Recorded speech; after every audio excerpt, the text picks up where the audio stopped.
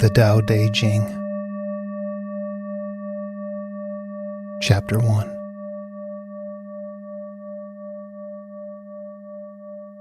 The Tao that can be told is not the eternal Tao. The name that can be named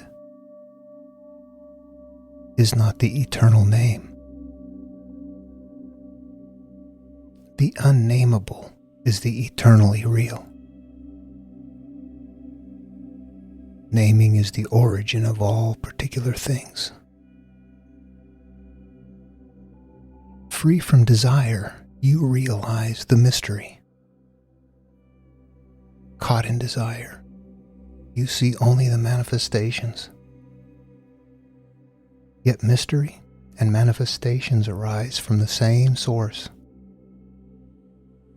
This source is called darkness. Darkness within darkness. The gateway to all understanding.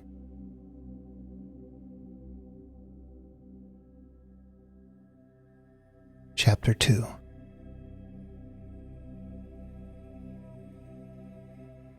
When people see some things as beautiful, other things become ugly. When people see some things as good,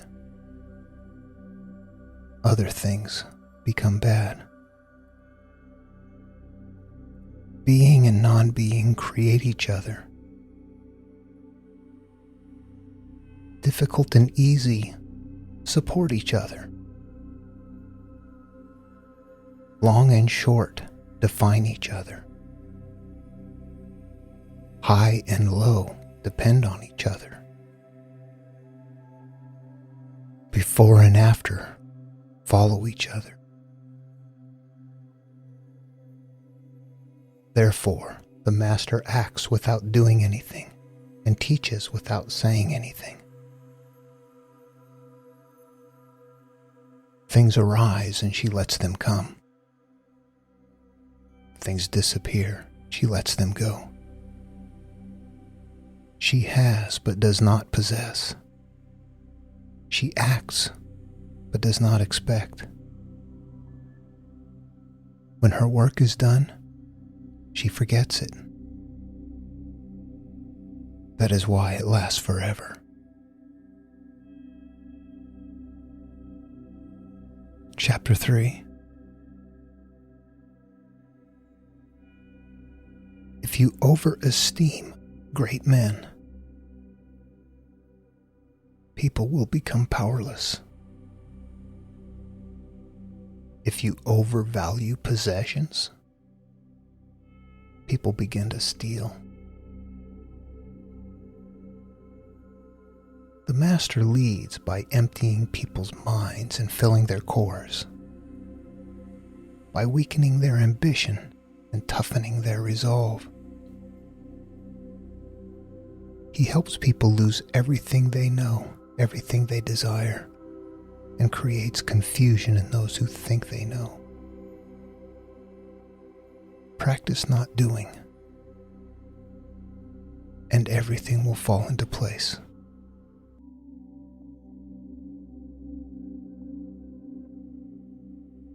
Chapter 4. The Tao is like a well, used but never used up.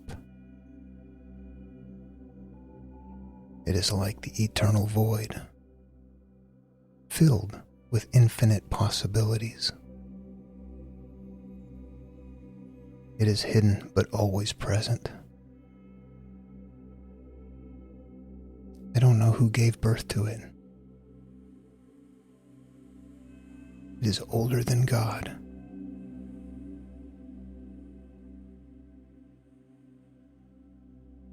Chapter 5.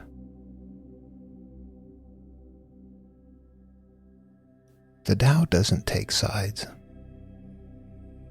It gives birth to both good and evil. The master does not take sides. She welcomes both saints and sinners. The Tao is like a bellows. It is empty, yet infinitely capable. The more you use it, the more it produces. The more you talk of it, the less you understand. Hold on to the center.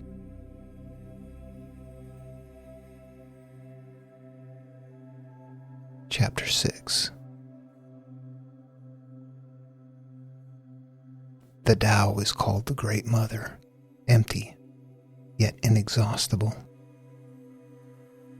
It gives birth to infinite worlds. It is always present within you. You can use it any way you want.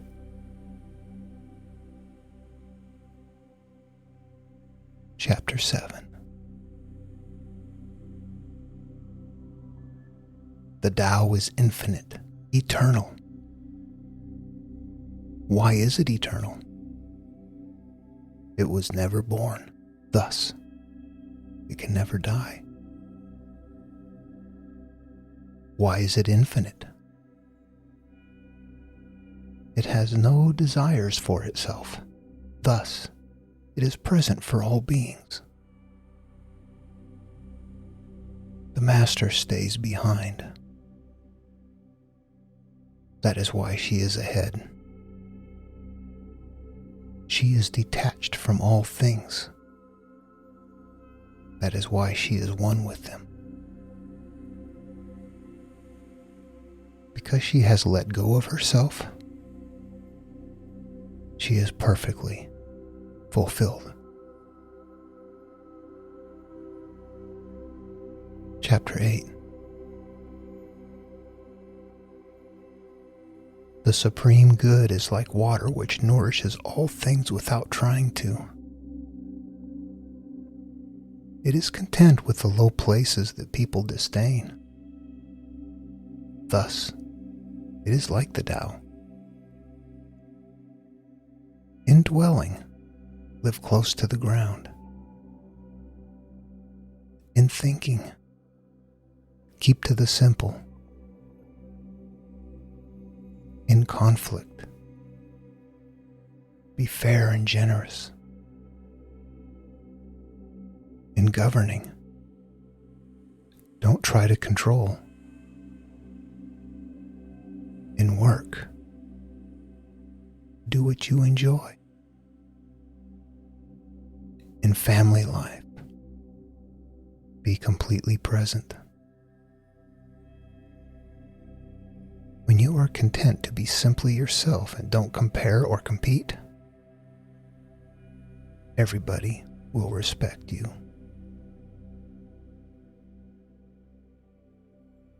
Chapter 9. Fill your bowl to the brim, and it will spill. Keep sharpening your knife, and it will still become dull. Chase after money and security, and your heart will never unclench. Care about people's approval, and you will be their prisoner. Do your work, then step back. This is the only path to serenity. Chapter 10. Can you coax your mind from its wandering and keep to the original oneness? Can you let your body become supple as a newborn child's? Can you cleanse your inner vision until you see nothing but the light? Can you love people and lead them without imposing your will? Can you deal with the most vital matters by letting events take their course? Can you step back from your own mind, thus understand all things?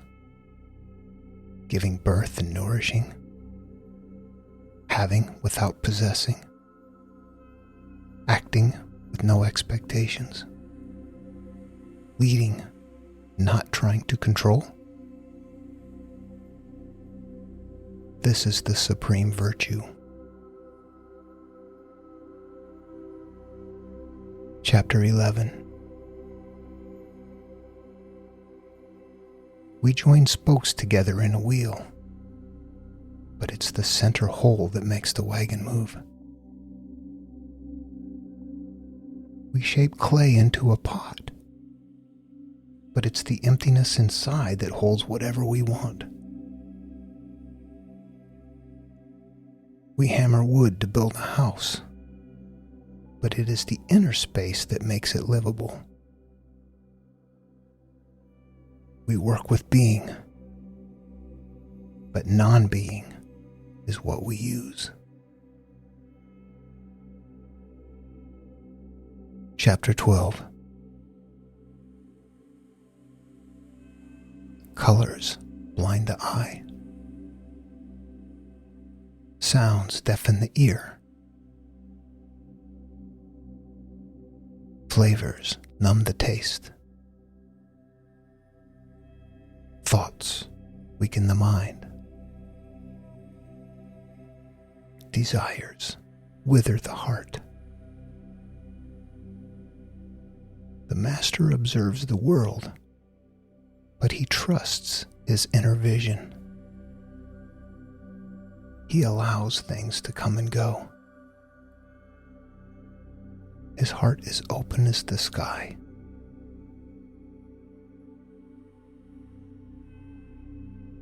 Chapter 13. Success is as dangerous as failure. Hope is as hollow as fear. What does it mean that success is as dangerous as failure? Whether you go up the ladder or down it, your position is shaky.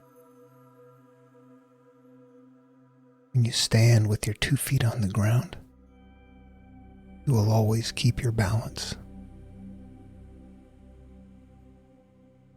What does it mean that hope is as hollow as fear? Hope and fear are both phantoms that arise from thinking of the self. When we don't see the self as self, what do we have to fear? See the world as yourself. Have faith in the way things are. Love the world as yourself. Then you can care for all things. Chapter 14. Look, and it cannot be seen. Listen, and it cannot be heard. Reach, and it cannot be grasped. Above, it isn't bright. Below, it isn't dark. Seamless, unnameable, it returns to the realm of nothing. Form that includes all forms, image without an image, subtle, beyond all conception. Approach it. There is no beginning. Follow it, and there is no end. You can't know it, but you can be it, at ease in your own life. Just realize where you come from. This is the essence of wisdom.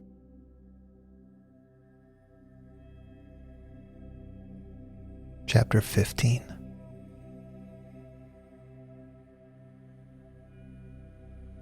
The ancient masters were profound and subtle. Their wisdom was unfathomable. There is no way to describe it. All we can describe is their appearance. They were careful, as someone crossing an iced-over stream. Alert as a warrior in enemy territory. Courteous as a guest. Fluid as melting ice. Shapeable as a block of wood. Receptive as a valley. Clear as a glass of water. Do you have the patience to wait till your mud settles and the water is clear?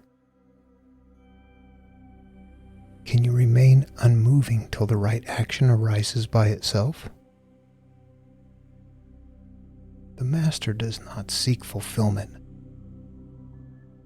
Not seeking, not expecting. She is present and can welcome all things. Chapter 16. Empty your mind of all thoughts. Let your heart be at peace. Watch the turmoil of beings, but contemplate their return. Each separate being in the universe returns to the common source. Returning to the source is serenity. If you don't realize the source, you stumble in confusion and sorrow. When you realize where you come from, you naturally become tolerant, disinterested, amused, kind-hearted as a grandmother, dignified as a king. Immersed in the wonder of the Tao, you can deal with whatever life brings you. And when death comes, you are ready. Chapter 17. When the master governs, the people are hardly aware that he exists. Next best is a leader who is loved. Next, one who is feared. The worst is one who is despised. If you don't trust the people, you make them untrustworthy. The master doesn't talk. He acts. And when his work is done, the people say, "Amazing. We did this all by ourselves." Chapter 18. When the great Tao is forgotten, goodness and piety appear. When the body's intelligence declines, cleverness and knowledge step forth. When there is no peace in the family, filial piety begins. When the country falls into chaos, patriotism is born. Chapter 19.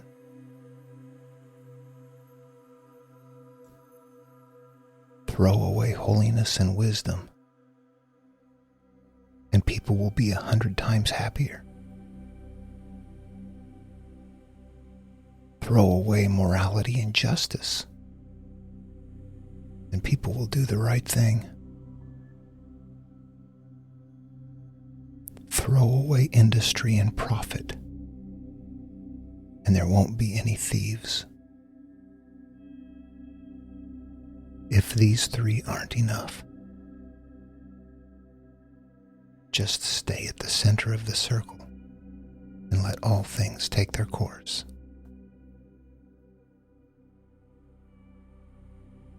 Chapter 20. Stop thinking and end your problems. What difference between yes and no? What difference between success and failure? Must you value what others value? Avoid what others avoid? How ridiculous. Other people are excited as though they were at a parade. I alone don't care.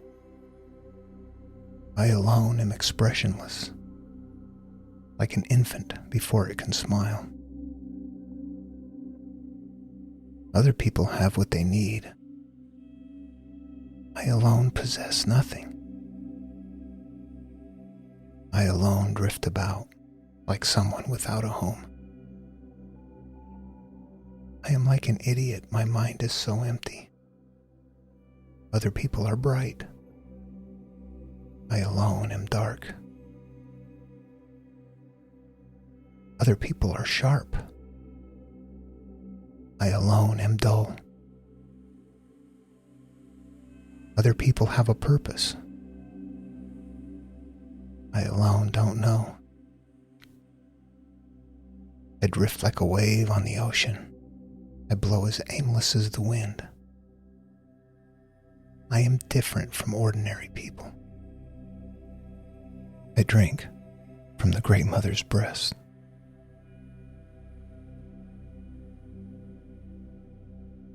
Chapter 21.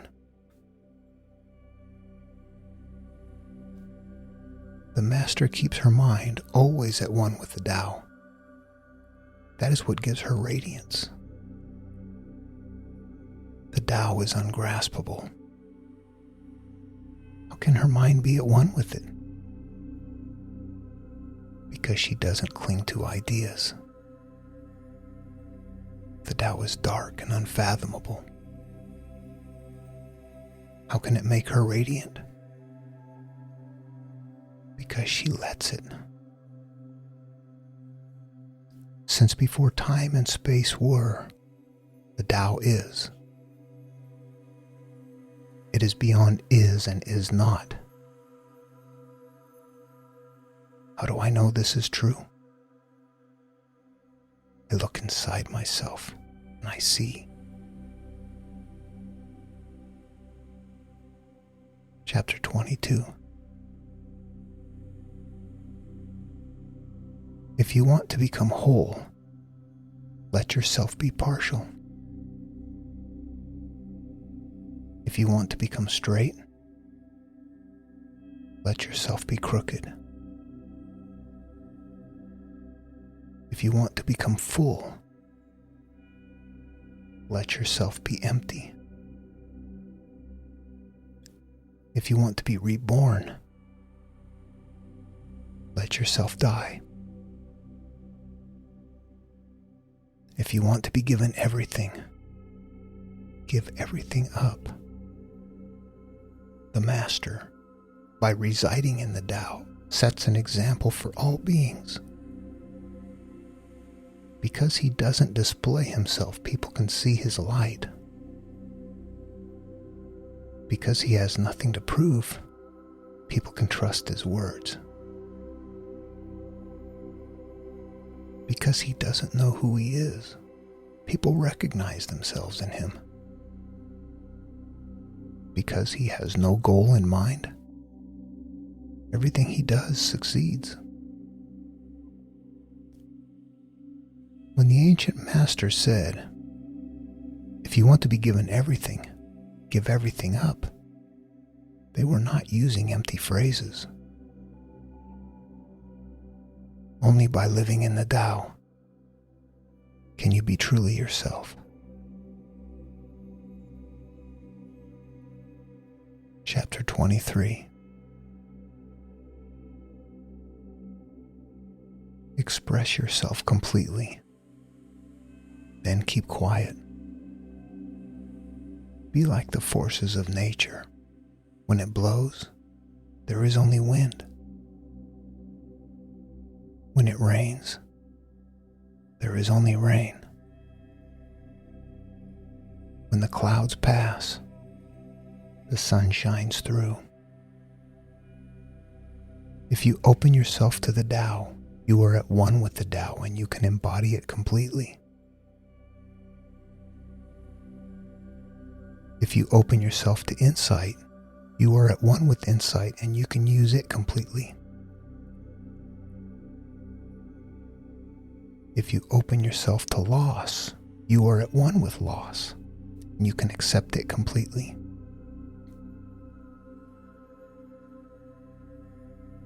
Open yourself to the Tao, then trust your natural responses and everything will fall into place. Chapter 24. He who stands on tiptoe does not stand firm. He who rushes ahead does not go far. He who tries to shine dims his own light. He who defines himself can't know who he really is. He who has power over others cannot empower himself. He who clings to his work will create nothing that endures. If you want to accord with the Tao, just do your job. Then let go. Chapter 25. There was something formless and perfect before the universe was born. It is serene, empty, solitary, unchanging, infinite, eternally present. It is the mother of the universe. For lack of a better name, I call it the Tao, the way.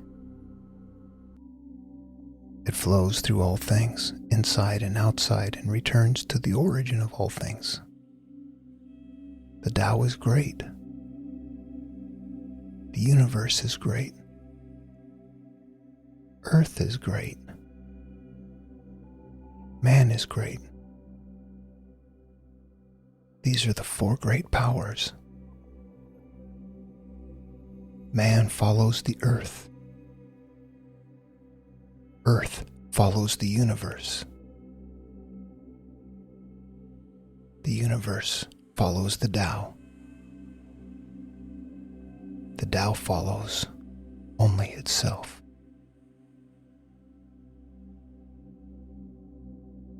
Chapter 26.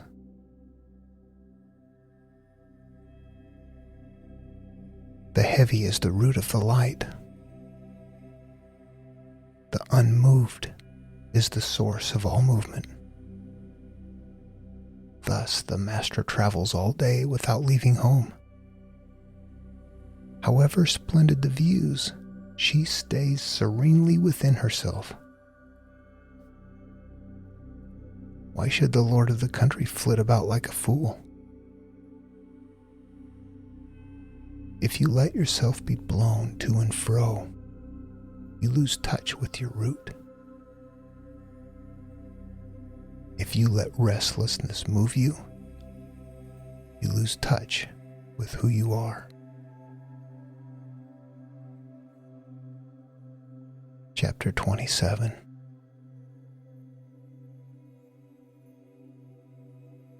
A good traveler has no fixed plans and is not intent upon arriving.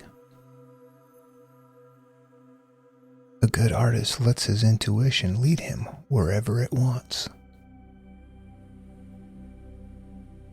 A good scientist has freed himself of concepts and keeps his mind open to what is.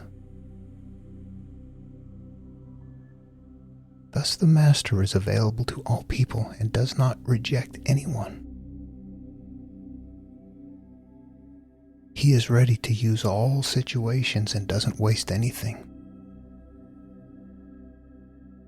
This is called embodying the light. What is a good man but a bad man's teacher? What is a bad man but a good man's job? If you don't understand this, you will get lost, however intelligent you may be. It is the great secret. Chapter 28. Know the male, yet keep to the female. Receive the world in your arms.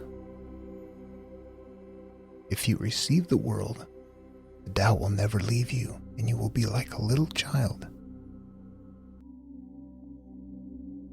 Know the white, yet keep to the black. Be a pattern for the world. If you are a pattern for the world, the Tao will be strong inside of you, and there will be nothing you cannot do.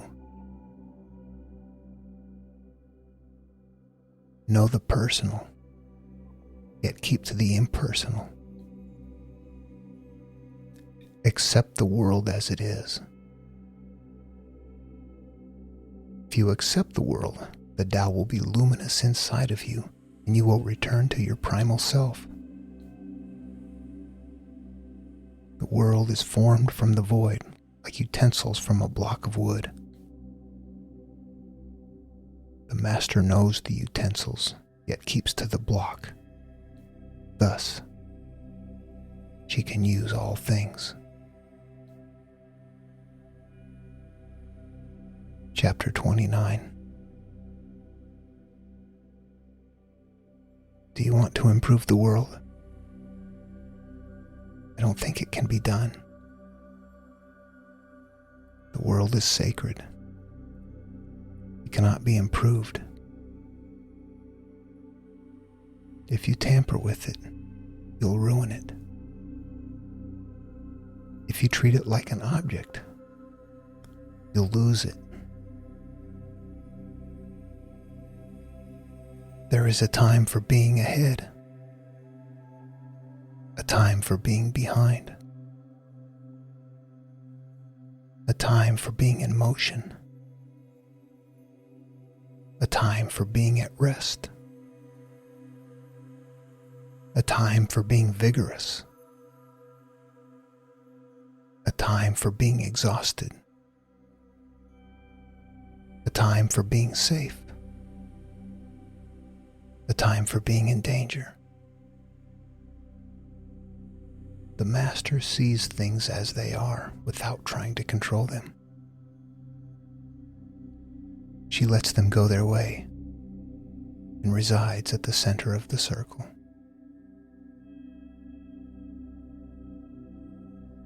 Chapter 30.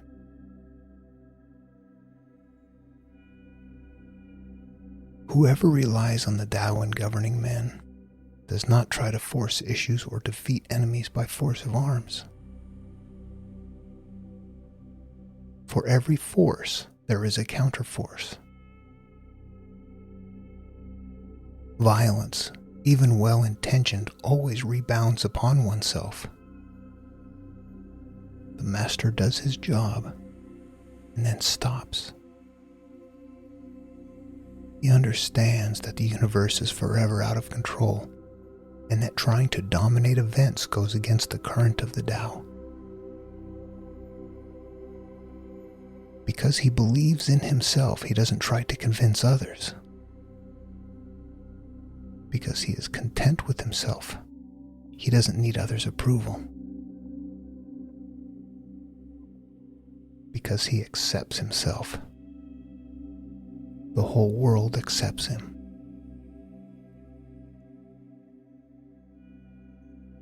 Chapter 31.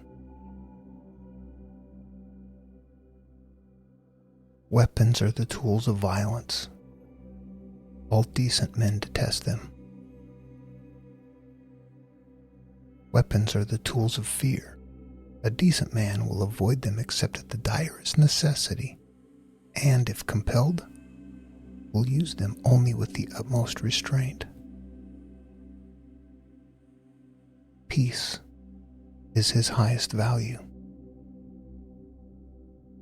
If the peace has been shattered, how can he be content? His enemies are not demons, but human beings like himself. He does not wish them personal harm, nor does he rejoice in victory. How could he rejoice in victory and delight in the slaughter of men? He enters a battle gravely, with sorrow and with great compassion, as if he were attending a funeral.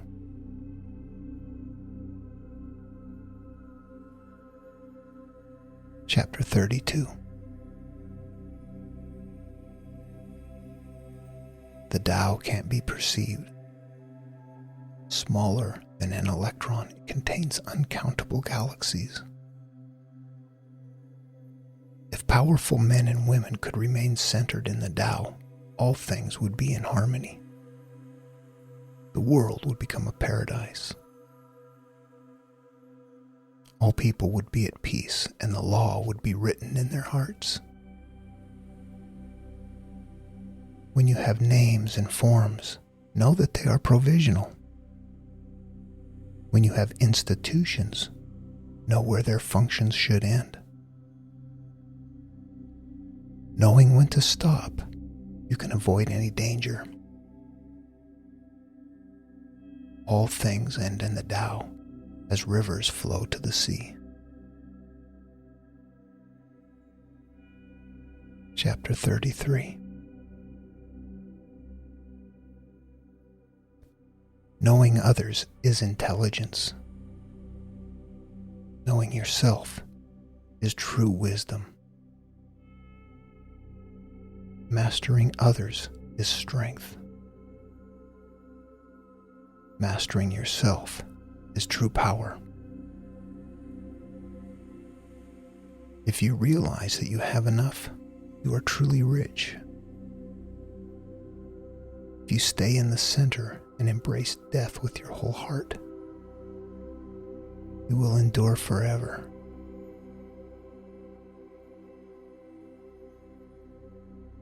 Chapter 34. The great Tao flows everywhere. All things are born from it, yet it does not create them.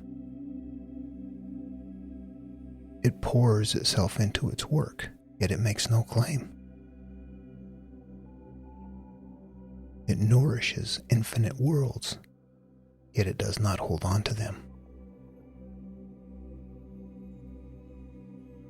Since it is combined with all things and hidden in their hearts, it can be called humble.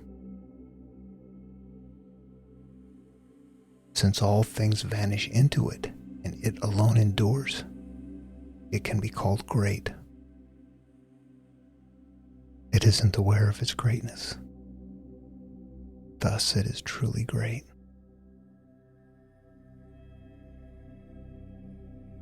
Chapter 35.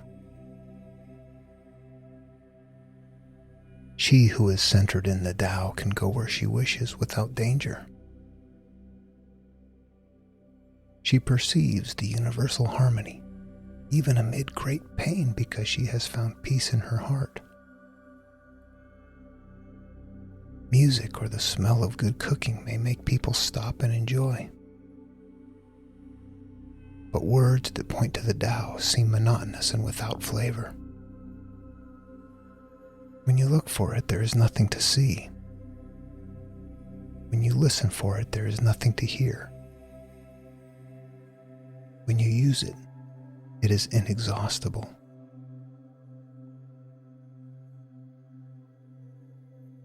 Chapter 36. If you want to shrink something, you must first allow it to expand. If you want to get rid of something, you must first allow it to flourish. If you want to take something, you must first allow it to be given. This is called the subtle perception of the way things are. The soft overcomes the hard. The slow overcomes the fast. Let your workings remain a mystery.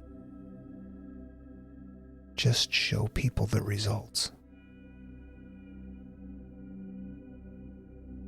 Chapter 37.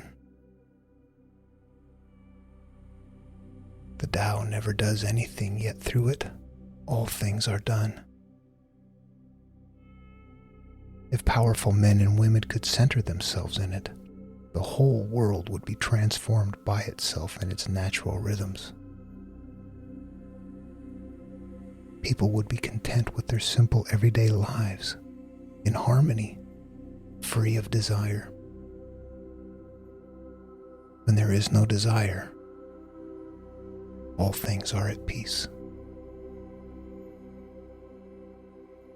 Chapter 38. The Master doesn't try to be powerful. Thus, he is truly powerful.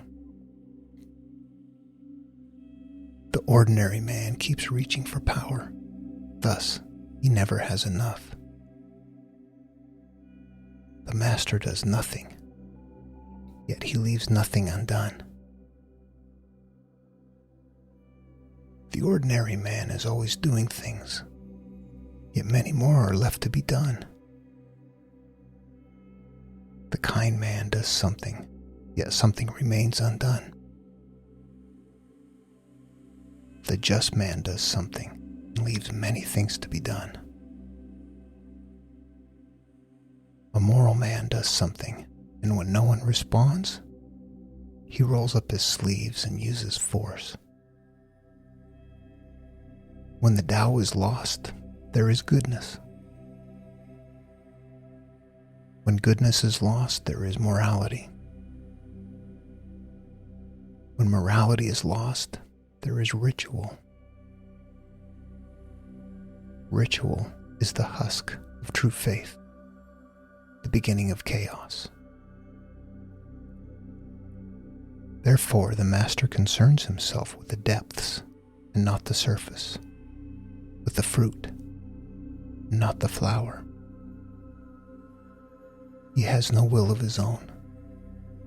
He dwells in reality and lets all illusions go. Chapter 39. In harmony with the Tao, the sky is clear and spacious, the earth solid and full. All creatures flourish together, content with the way they are, endlessly repeating themselves, endlessly renewed. When man interferes with the Tao, the sky becomes filthy, the earth becomes depleted, the equilibrium crumbles, creatures become extinct. The Master views the parts with compassion because he understands the whole. His constant practice is humility. He does not glitter like a jewel, but lets himself be shaped by the Tao, as rugged and common as a stone. Chapter 40. Return is the movement of the Tao. Yielding is the way of the Tao. All things are born of being. Being is born of non-being.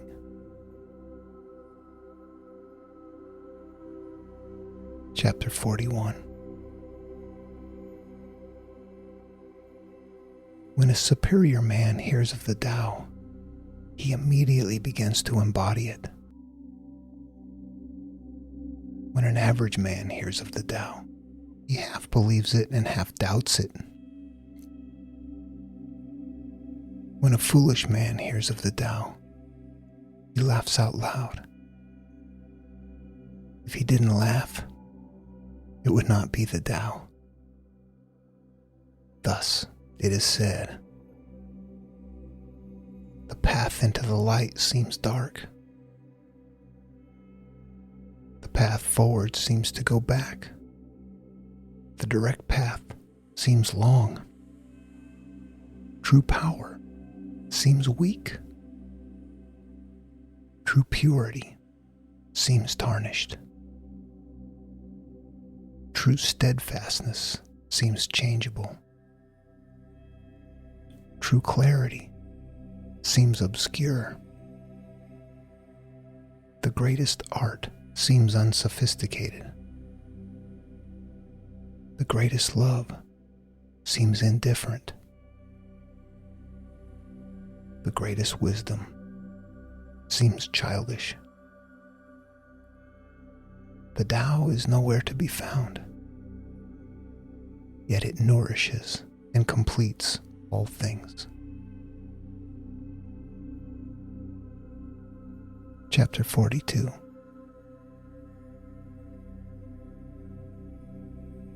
The Tao gives birth to one. One gives birth to two. Two gives birth to three. Three gives birth to all things. All things have their backs to the female and stand facing the male. When male and female combine, all things achieve harmony. Ordinary men hate solitude, but the master makes use of it, embracing his aloneness, realizing he is one with the whole universe.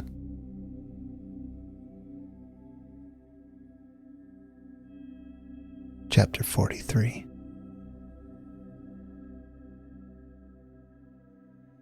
The gentlest thing in the world overcomes the hardest thing in the world.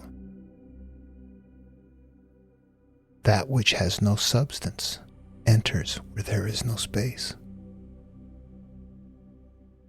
This shows the value of non-action, teaching without words, performing without actions.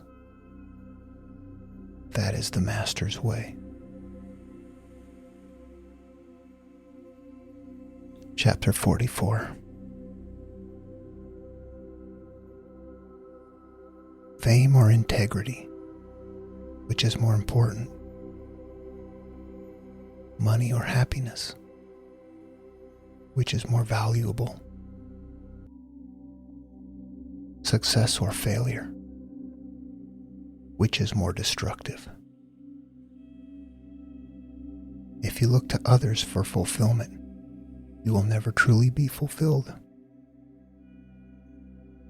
If your happiness depends on money, you will never be happy with yourself. Be content with what you have. Rejoice in the way things are. When you realize there is nothing lacking, the whole world belongs to you.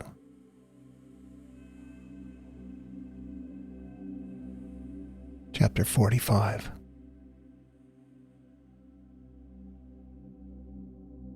True perfection seems imperfect, yet it is perfectly itself. True fullness seems empty, yet it is fully present. True straightness seems crooked. True wisdom seems foolish. True art seems artless. The master allows things to happen. She shapes events as they come. She steps out of the way and lets the Tao speak for itself.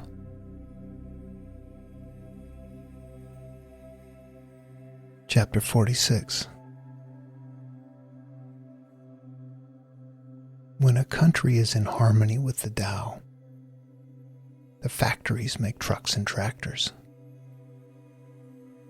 When a country goes counter to the Tao, warheads are stockpiled outside the cities. There is no greater illusion than fear, no greater wrong than preparing to defend yourself. no greater misfortune than having an enemy. Whoever can see through all fear will always be safe.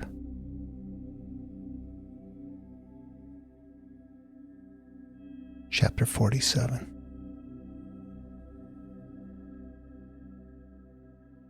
Without opening your door, you can open your heart to the world. Without looking out your window, you can see the essence of the Tao. The more you know, the less you understand. The master arrives without leaving, sees the light without looking, achieves without doing a thing. Chapter 48. In the pursuit of knowledge, every day something is added. In the practice of the Tao, every day something is taken away. Less and less do you need to force things until finally you arrive at non-action. When nothing is done, nothing is left undone. True mastery can be gained by letting things go their own way. It cannot be gained by interfering. Chapter 49. The master has no mind of her own. She works with the mind of the people. She is good to people who are good. She is also good to people who are not good. This is true goodness. She trusts people who are trustworthy. She also trusts people who are not trustworthy. This is true trust. The master's mind is like space. People don't understand her. They look to her and wait. She treats them like her own children.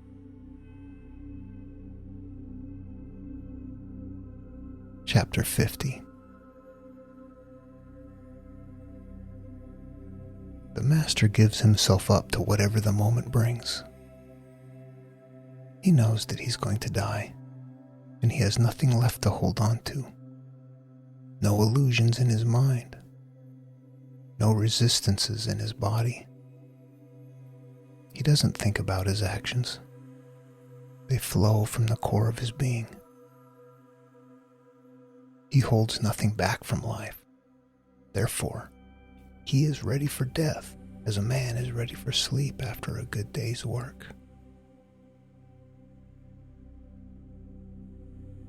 Chapter 51. Every being in the universe is an expression of the Tao. It springs into existence, unconscious, perfect, free, takes on a physical body, lets circumstances complete it. That is why every being spontaneously honors the Tao. The Tao gives birth to all beings, nourishes them, maintains them, cares for them, comforts them, protects them, takes them back into itself, creating without possessing, acting without expecting, guiding without interfering. That is why love of the Tao is in the very nature of things.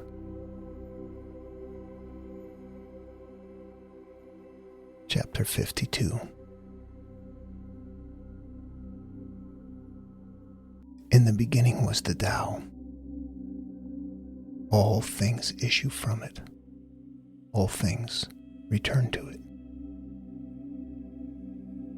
To find the origin, trace back to the manifestations.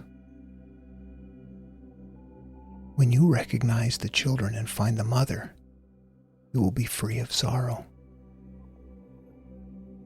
If you close your mind in judgments and traffic with desires, your heart will be troubled. If you keep your mind from judging and are not led by the senses, your heart will find peace. Seeing into darkness is clarity. Knowing how to yield is strength. Use your own light and return to the source of light.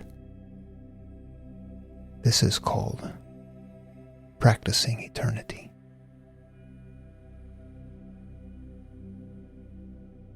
Chapter 53.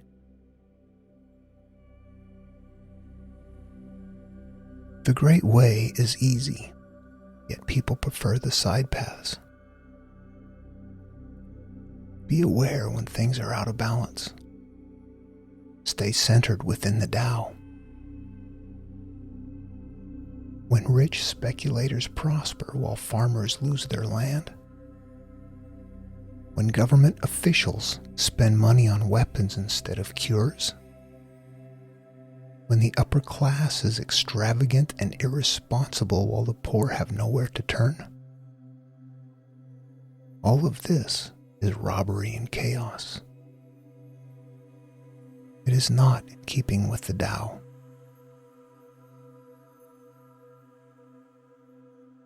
Chapter 54. Whoever is planted in the Tao will not be rooted up. Whoever embraces the Tao will not slip away.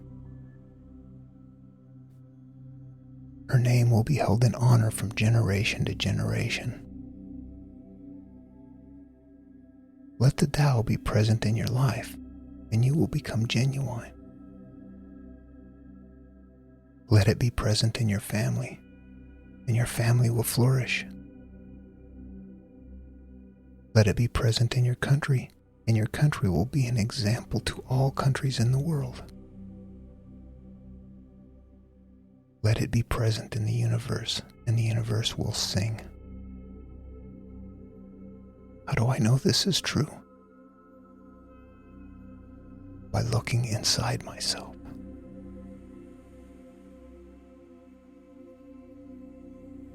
Chapter 55.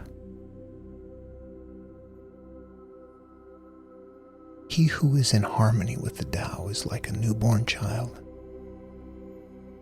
Its bones are soft, its muscles are weak, but its grip is powerful. It does not know about the union of male and female, yet its penis can stand erect, so intense is its vital power. It can scream its head off all day, yet never becomes hoarse, so complete is its harmony. The Master's power is like this. He lets all things come and go effortlessly without desire. Never expects results, thus he is never disappointed. He is never disappointed, thus his spirit never grows old.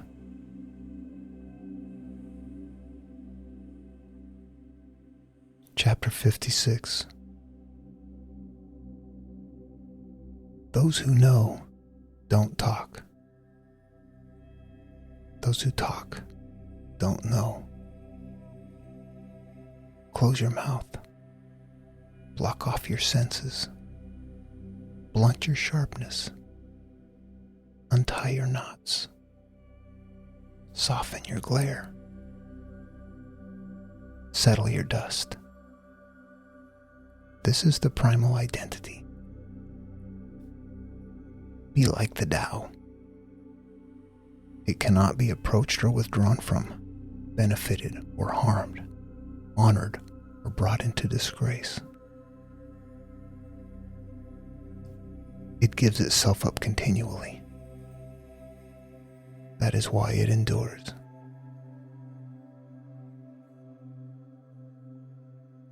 Chapter 57.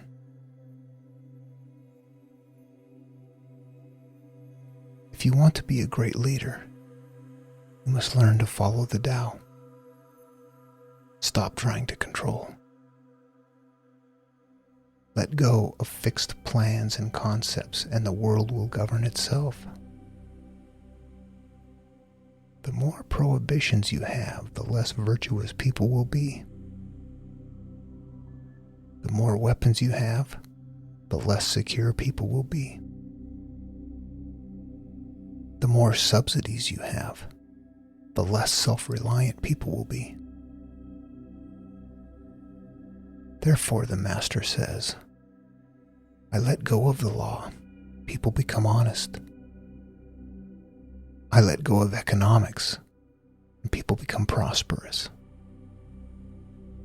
I let go of religion, and people become serene. I let go of all desire for the common good, and the good becomes common as grass.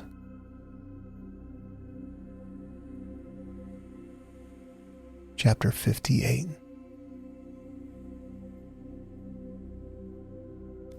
If a country is governed with tolerance, the people are comfortable and honest. If a country is governed with repression, the people are depressed and crafty. When the will to power is in charge, the higher the ideals, the lower the results. Try to make people happy, and you lay the groundwork for misery. Try to make people moral, and you lay the groundwork for vice. Thus, the Master is content to serve as an example, not to impose her will. She is pointed, but doesn't pierce. Straightforward, but supple.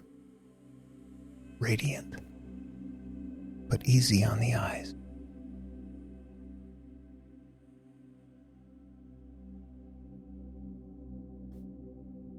Chapter 59.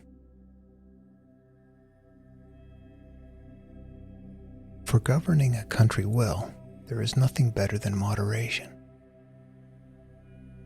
The mark of a moderate man is freedom from his own ideas. Tolerant like the sky, all-pervading like sunlight. Firm like a mountain. Supple like a tree in the wind. He has no destination in view and makes use of anything life happens to bring his way. Nothing is impossible for him. Because he has let go, he can care for the people's welfare, as a mother cares for her child.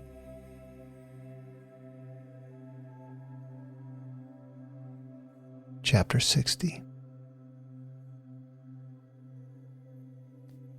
Governing a large country is like frying a small fish. You spoil it with too much poking. Center your country in the Tao, and evil will have no power. Not that it isn't there, but you'll be able to step out of its way.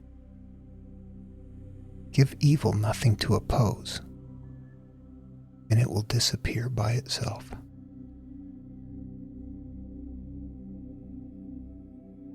Chapter 61. When a country obtains great power, it becomes like a sea. All streams run downward into it. The more powerful it grows, the greater the need for humility. Humility means trusting the Tao, thus never needing to be defensive. A great nation is like a great man. When he makes a mistake, he realizes it. Having realized it, he admits it. Having admitted it, corrects it. He considers those who point out his faults as his most benevolent teachers. He thinks of his enemy as the shadow that he himself casts. If a nation is centered in the Tao, if it nourishes its own people and doesn't meddle in the affairs of others, It will be a light to all nations in the world.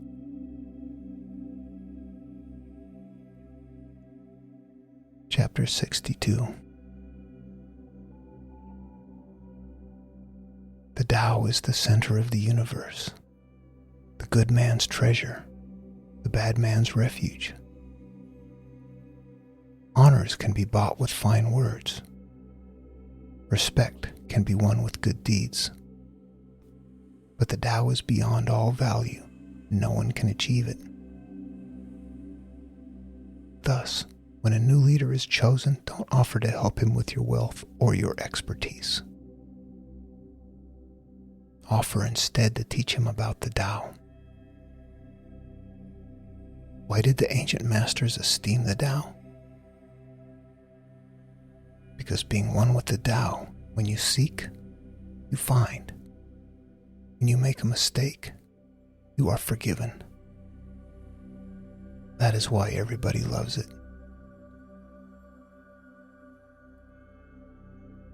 Chapter 63. Act without doing. Work without effort. Think of the small as large and the few as many. Confront the difficult while it is still easy. Accomplish the great task by a series of small acts. The master never reaches for the great. Thus, she achieves greatness.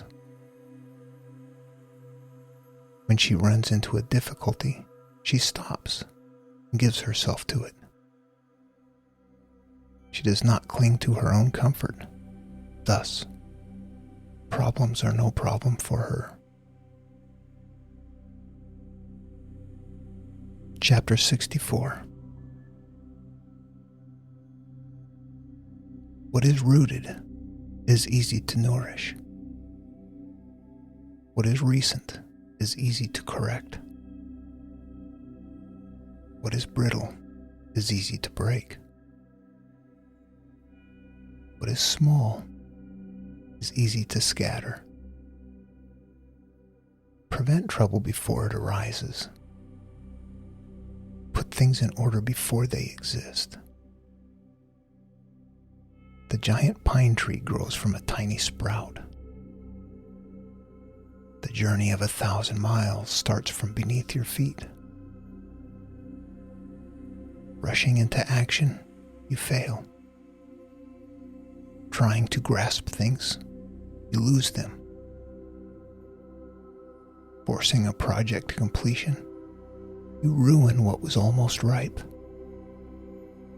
Therefore, the master takes action by letting those things take their course. He remains as calm at the end as at the beginning. He has nothing, thus has nothing to lose. What he desires is non-desire. What he learns is to unlearn. He simply reminds people of who they have always been. He cares about nothing but the Tao. Thus, he can care for all things. Chapter 65.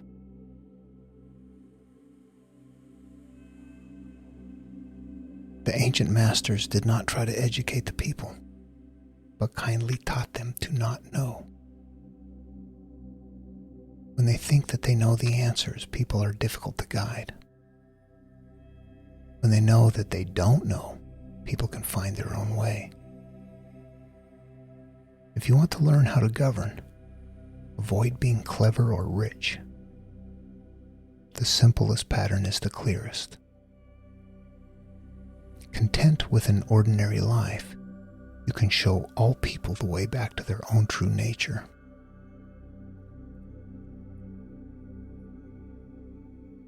Chapter 66.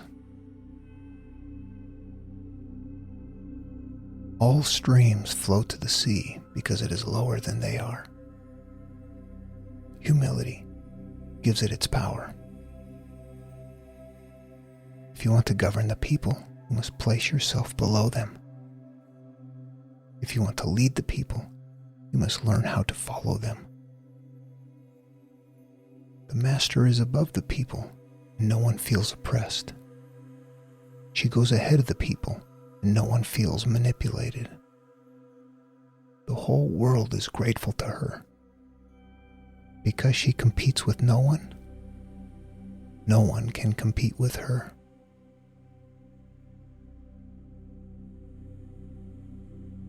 Chapter 67. Some say that my teaching is nonsense. Others call it lofty but impractical. But to those who have looked inside themselves, this nonsense makes perfect sense. And to those who put it into practice, this loftiness has roots that go deep. I have just 3 things to teach: simplicity, patience, and compassion. These 3 are your greatest treasures. Simple in actions and in thoughts, you return to the source of being. Patient with both friends and enemies, you accord with the way things are. Compassionate toward yourself, you reconcile all beings in the world.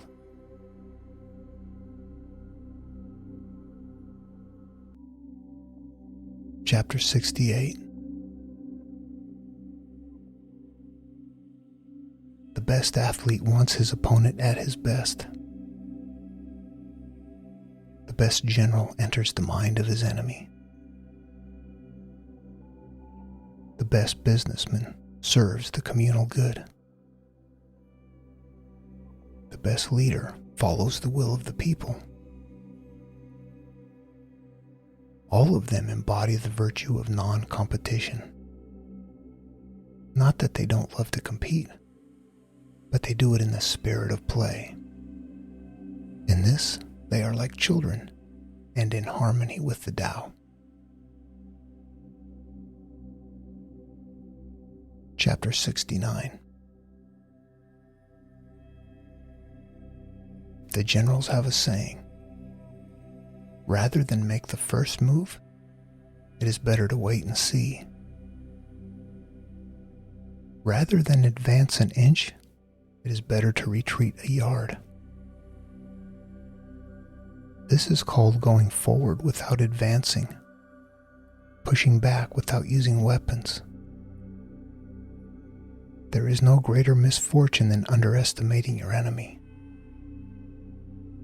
Underestimating your enemy means thinking that he is evil. Thus, you destroy your 3 treasures and become an enemy yourself. When 2 great forces oppose each other, the victory will go to the one that knows how to yield.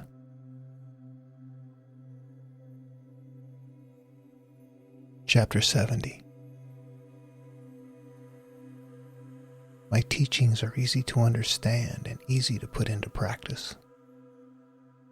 Yet your intellect will never grasp them, and if you try to practice them, you will fail. My teachings are older than the world. How can you grasp their meaning? If you want to know me, look inside your heart.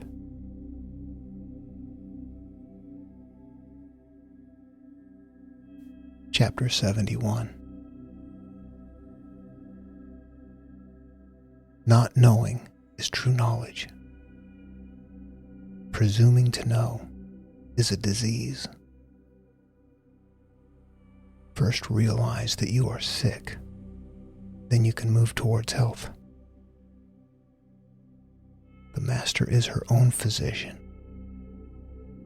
She has healed herself of all knowing. Thus, she is truly whole.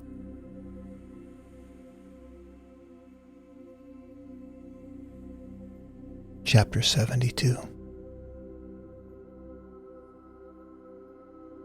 When they lose their sense of awe, people turn to religion. When they no longer trust themselves, they begin to depend on authority. Therefore, the master steps back so that the people won't be confused. He teaches without a teaching, so that people will have nothing to learn.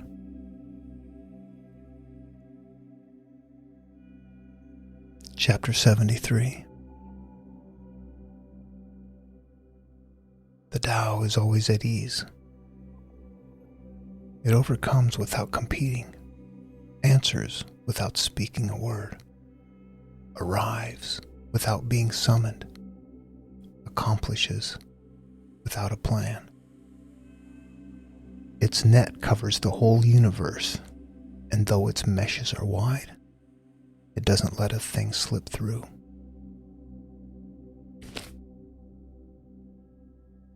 Chapter 74. If you realize that all things change, there is nothing you will try to hold on to. If you're not afraid of dying, there's nothing you cannot achieve. Trying to control the future is like trying to take the master carpenter's place. When you handle the master carpenter's tools, chances are that you'll cut yourself.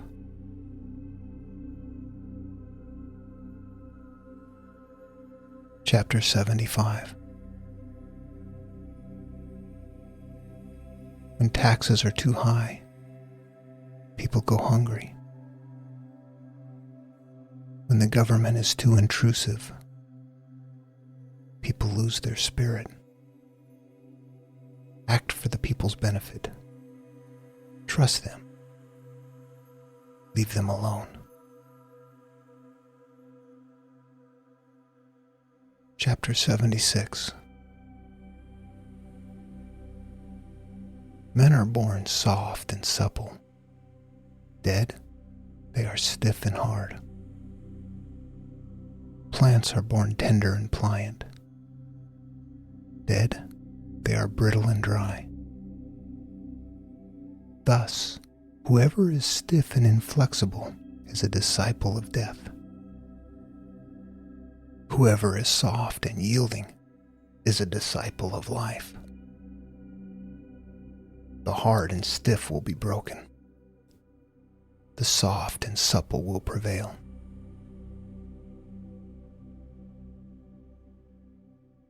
Chapter 77. As it acts in the world, the Tao is like the bending of a bow. The top is bent downward, the bottom is bent up. It adjusts excess and deficiency so that there is perfect balance. It takes from what is too much and gives to what is not enough. Those who try to control, who use force to protect their power, go against the direction of the Tao. They take from those who don't have enough and give to those who have far too much. The master can keep giving because there is no end to her wealth. She acts without expectation, succeeds without taking credit, and doesn't think that she is better than anyone else. Chapter 78. Nothing in the world is as soft and yielding as water. Yet for dissolving the hard and inflexible, nothing can surpass it. The soft overcomes the hard. The gentle overcomes the rigid. Everyone knows this is true, but few can put it into practice. Therefore, the master remains serene in the midst of sorrow. Evil cannot enter his heart. Because he has given up helping, he is people's greatest help. True words seem paradoxical.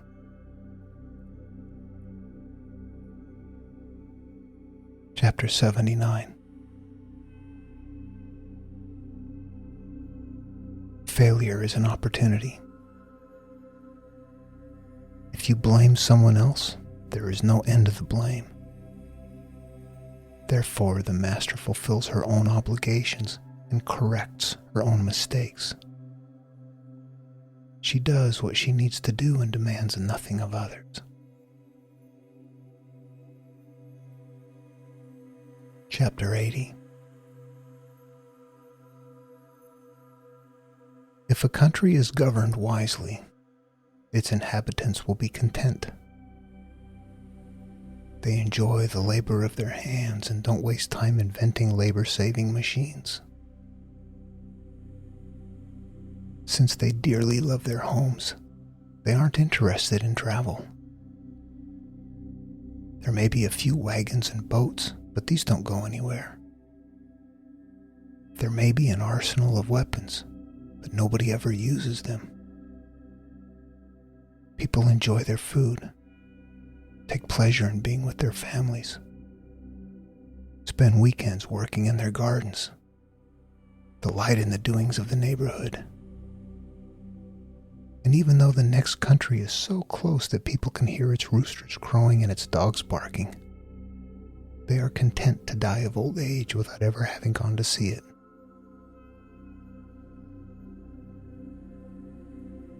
Chapter 81. True words are not eloquent. Eloquent words are not true. Wise men don't need to prove their point. Men who need to prove their point are not wise. The master has no possessions. The more he does for others, the happier he is. The more he gives to others, the wealthier he is. The Tao nourishes by not forcing, by not dominating. The master leads. The end.